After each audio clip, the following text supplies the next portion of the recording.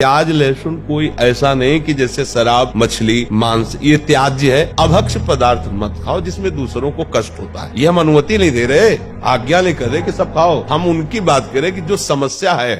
प्याज को थोड़ा वो जैसे आलू पैदा होती ना, ठीक उसी जगह उसी भूमि में उसी पद्धति से प्याज भी पैदा होता है। बस अंतर एक घोर तमोगुणी है उसका प्रभाव, इसलिए संत जनों ने उसको निषेध किया है।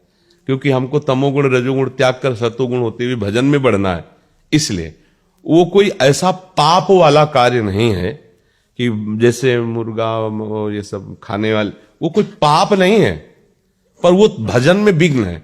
अभी बच्चे हो, अब जैसे कोई आर्मी में है, नौकरी में, ऐसे बड़े व्यापार में या और ऐसे पढ़ाई लिखाई में, अब उनके लिए कहते तुम ये साधु महात्मा और जो भगवत मार्ग में अच्छे से चल रहे हैं, ये उनके लिए है कि आप प्याज लहसुन कोई ऐसा नहीं कि जैसे शराब मछली मांस ये त्याज्य है, ऐसे वो उसके लिए उसी कोट से होगा जो भजन करने के लिए चल रहा है, क्योंकि तमोगुणी चीज है। लेकिन आप लोग जैसे गृहस्थ हैं, आप बच्चे हो, कोई नौकरी में है, कोई ऐसे, अब वो कहां पंडिताई झाड़ते घूमे कि भैया प्याज लहसुन तो हमें लगता है कि फिर बाहर आपको बड़ी समस्याएं आ जाएंगी, या तो फिर बैरागी बनना पड़ेगा, नहीं तो फिर कैसे आप एक दो दिन सेव खा के रह सकते हो।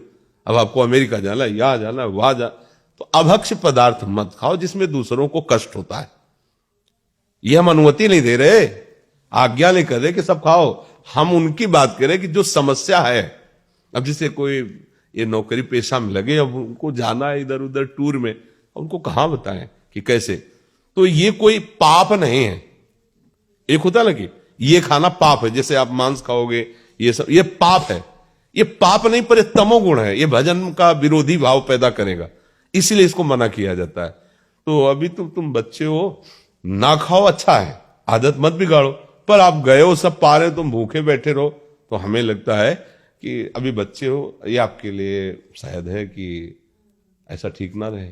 ठीक है, क्योंकि अब मान लो 2 दिन के लिए गए, 3 दिन के लिए, अब सब पा रहे हैं, तुम बैठे देख रहे हो, तो कैसे रह पाओगे। थोड़ा और सयाने हो जाओ, फिर ये निष्ठा बन जाए, तो कभी मत पाना।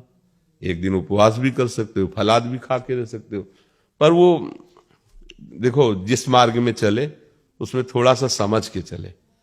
अब जिस मान लो गृहस्थी में हो, अब परिवार के कई लोग प्याज लहसुन खाते हैं, अब आप वहां अपनी भक्ति का आरोप उनके ऊपर थोपोगे, नहीं बनेगा हमारे घर।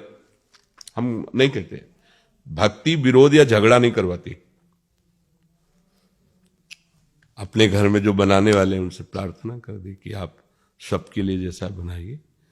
हम अपनी श्री जी के लिए चाहते हैं, अगर आप बना सको तो थोड़ा बिना प्याज लहसुन का अलग पात्र में झोंक दो, रोटी वही दे दो, हम भोग लगा पा। राधा राधा राधा। झगड़ा कलह अशांति ये सब ठीक नहीं है। भक्ति तो बहुत राक्षसों के बीच में रहकर भक्ति कर रहे हैं विभीषण जी, आसपास जहां जिंदा आदमियों का मांस खाने वाले नरभक्षी राक्षस, ऐसे जिंदा, जैसे अपने लोग ककड़ी खीरा खाते ना, ऐसे वहां रांधने की जरूरत नहीं, ऐसे जिंदा गाय भैंसा ऐसे खाते हो।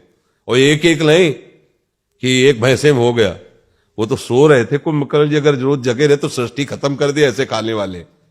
और उनके बीच में रह के भजन कहते हैं हमारे भजन का वातावरण ठीक नहीं। अब देखो भजन का वातावरण अगर कुटिया से बाहर विभीषण निकले तो मतलब आसुरी प्रवृत्ति का बोल वाला है लंका में, केवल आसुरी प्रवृत्ति का। लेकिन वहां रह करके राम भक्ति ऐसी कर रहे हैं, भगवान कह रहे तुम सरीखे संत प्रेम हो रहे। तो अभी आप, हमें लगता है इस बात पे ना हट करना, अभी आगे जब बड़े हो जाना तो आप सुधार कर लेना। ठीक है।